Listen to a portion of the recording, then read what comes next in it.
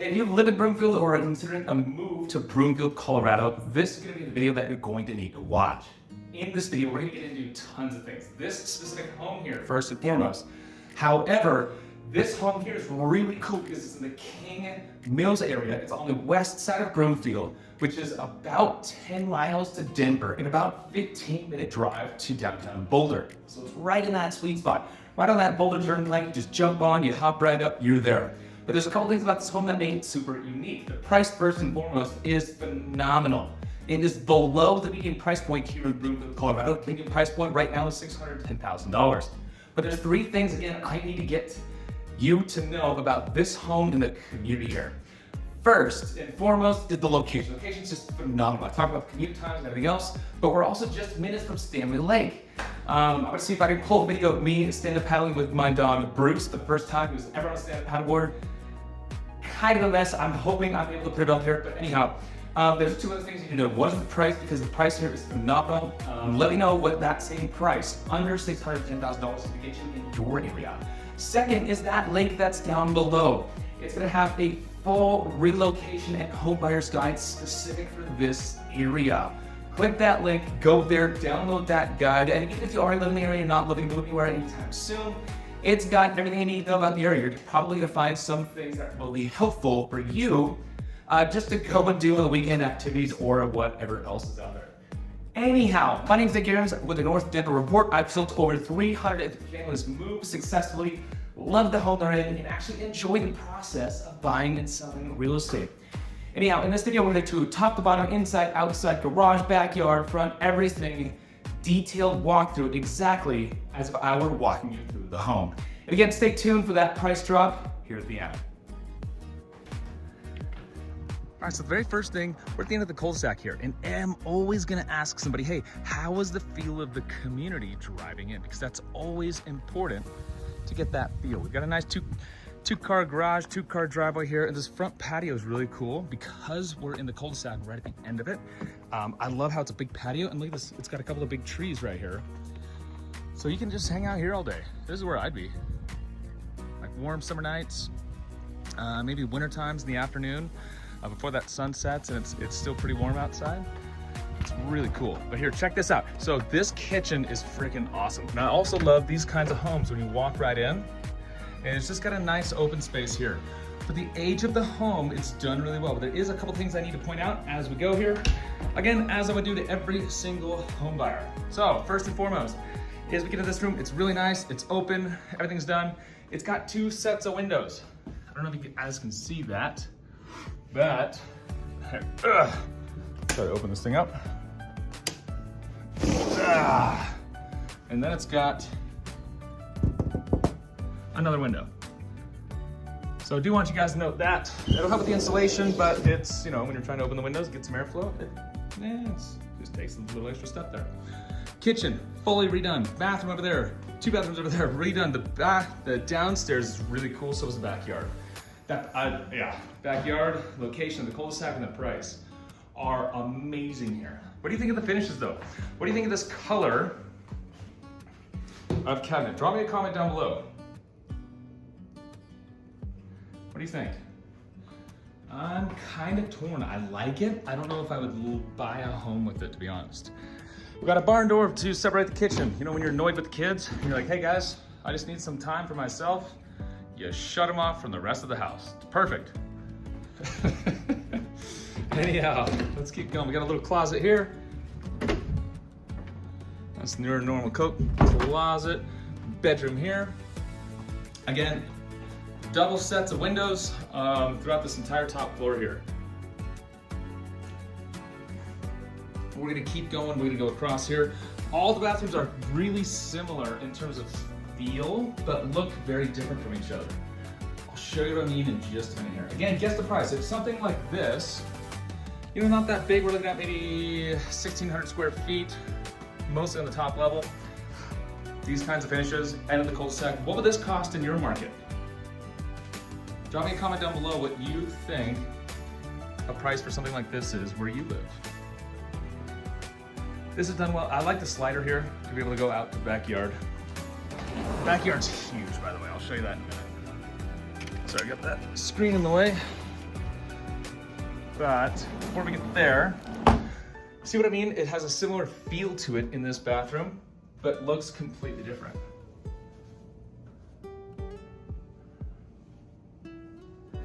What is this guy doing here? It's like staring at me. He's giving me the stink eye. I don't know if I like it or not, but let's keep going. So, and not too big of a closet. Again, that's very normal with an older home, is have those smaller closets. Here's one thing that's a little wonky. It's not a bad thing, not a negative, but you have to go through the kitchen to be able to get to the garage and through the kitchen to be able to get down to the basement. So let's go down to the basement first before we get to that backyard.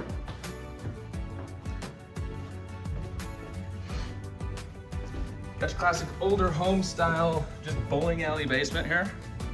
Look at this, I'm telling you. You could fit skee ball in here just from where that door is over. It's giant. It's kind of funny. It looks like they just didn't know what to do with this space. So they're like, let's make it a mini workout room. It's only about 6 feet wide or so. So it could be a nice gym. You could have maybe a squat rack in the back and a bench with some dumbbells. Obviously you'd want a mat down. You wouldn't want carpet over that, but that's neither here nor there. You got a little extra space, a little extra storage under the stairway here. Now let's keep going, because here, got a nice fireplace, washer dryer through here, bedroom, and again, bathroom with a very kind of a not too dissimilar feel to the shower, but a very different look to it.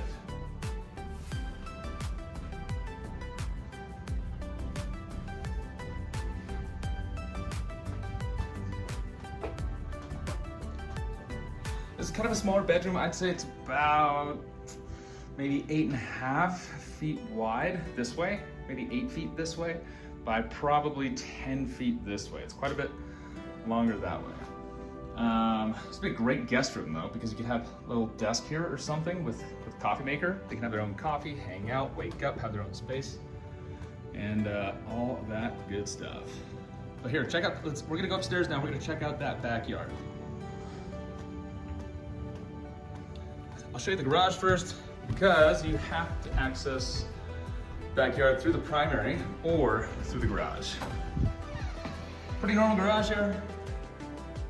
Let's check out the backyard. This backyard's cool. It's big.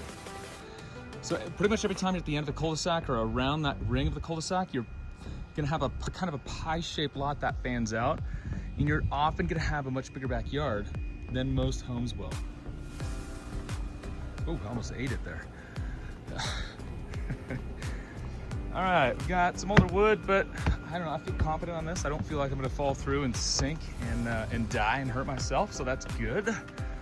I like the solo fire pit. Nice to have. This is a huge yard. I didn't realize how big this was, so I actually got back here the second time around. It's just a cool spot too. So when you're sitting here, I'll kind of give you a, if you're sitting down height, you've got a good amount of privacy. You're kind of only seeing that rooftop of the home there.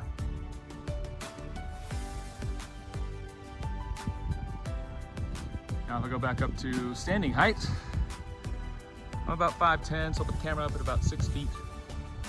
Even here, it's not bad. It's pretty good. I like it. So what do you think of the backyard as well? So the price on this, put that comment down below. And also, if you made it this far, you owe me a thumbs up. It helps my page so much. Give me a heart, give me a like, subscribe to this page. I've got so much more coming soon that I cannot wait to show you. And it helps my page so much. So thank you in advance for that thumbs up, for that heart there. So if you haven't dropped that price guess down below, do that now, because it is coming soon. All right, so what would this home cost in your market? Again, the median price point here in Broomfield, Colorado is $610,000. This is actually just a little bit under that. This is $595,000. And again, I've got a link below. It's a whole buyer's guide. It's got tons of stuff in there. I'm just hanging out, stretching, and while I'm doing this, go down below. And yes, I am flexible. I have done a lot of stretching in my life. Go down below, click that comment that's there, and that'll give you a whole guide on all kinds of stuff about the city, about the community, about neighborhood areas. And I get people reaching out to me all the time, not for flexibility tips, but for, hey Nick, what do you think about this home? What do you think about this community? Hey, we're not looking to buy anytime soon, but hey, we're just looking at different areas and kind of in that exploratory phase. If that's you as well, reach out. I'm happy to help and get you pointed in the right direction. Anyhow, all my contact information is back in the bio in my page. That's my personal cell phone number. Email me, call me, text me. People do it all the time, totally used to it, and I cannot wait to hear from you soon.